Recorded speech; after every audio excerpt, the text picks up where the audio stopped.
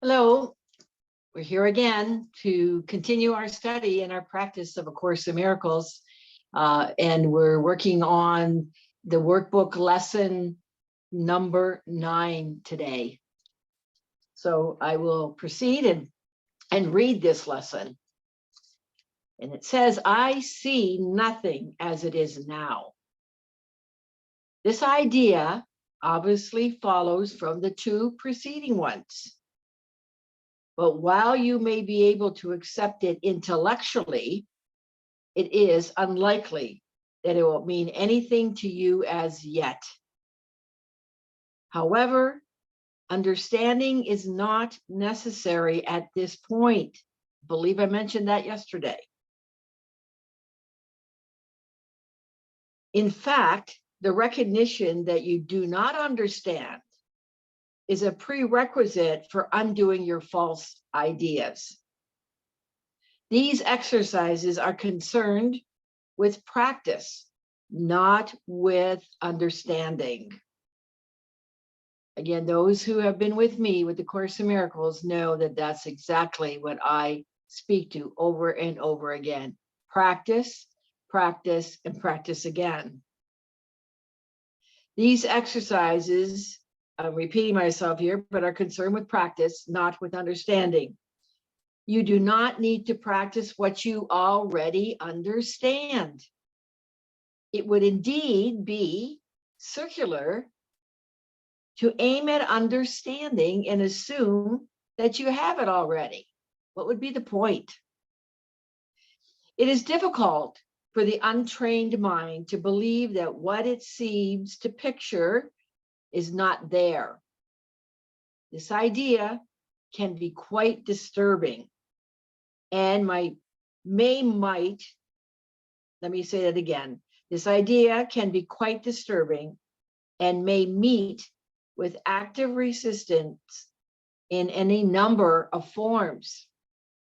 Yet, that does not preclude applying it.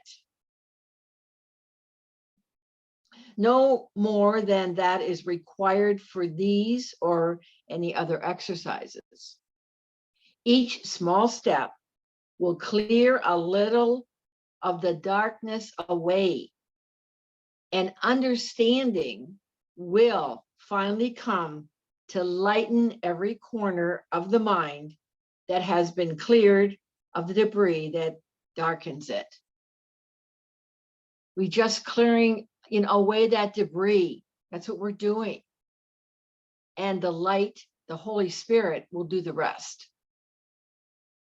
These exercises, for which 3 or 4 practice periods are sufficient, involve looking about you and applying the idea for the day to whatever you see, remembering the need for its indiscriminate application, and the essential rule of excluding nothing.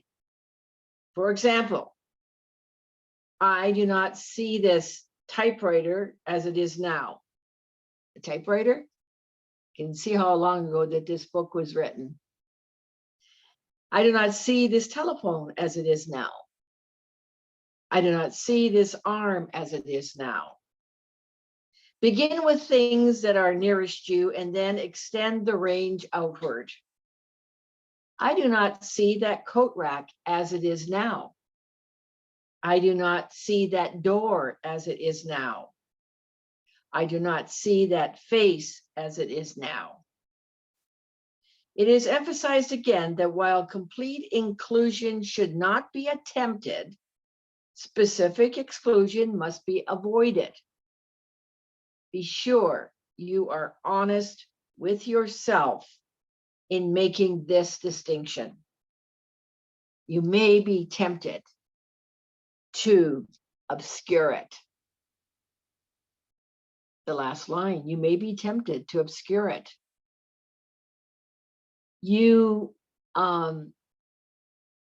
maybe want to be right that someone or something is wrong, and that you may want to stay there, or you want to be in a place that it's again that maybe that you're wrong and somebody else is right, the right, wrong, the duality.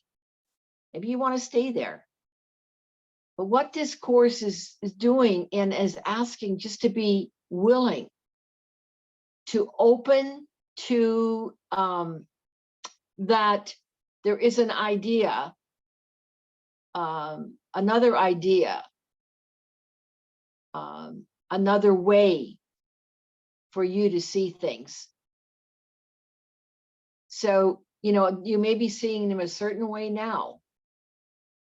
And again, actually, there is another way and even a better way. So just open the door a little and be open to this lesson.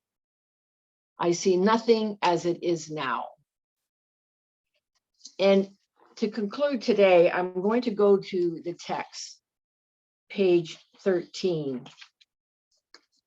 I thought I had it right in front of me, but here it is now. And at the bottom of the page, it says, in sorting out the false from the truth, the miracle proceeds along these lines. Perfect love casts out fear. If fear exists, then there is no perfect love. But only perfect love exists. If there is fear, it produces a state that does not exist. Because fear in actuality is not real. Love is all that's real. All right, that is lesson now. I see nothing as it is now. Keep up the good work. Look forward to seeing you for the next lesson, lesson 10.